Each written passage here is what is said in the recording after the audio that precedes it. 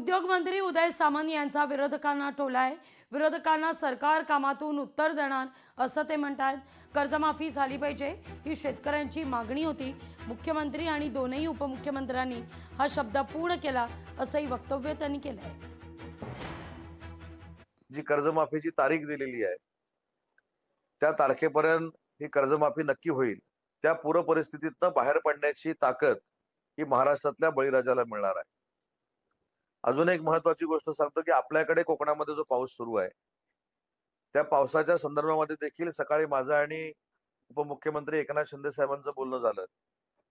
त्या संदर्भात देखील निर्णय घेतलेला आहे की आपल्याकडे जे भाताचं नुकसान झालंय, आपल्याकडे जे नाचणीचं नुकसान झालंय, मग त्याच्यामध्ये रत्नागिरी असेल, सिंधुदुर्ग असेल, रायगड असेल, ठाणा असेल, पालघर असेल, मच्छीमारांचं जे नुकसान झालंय तर त्याचा देखील नुकसानीचा सर्वे करण्याचे आदेश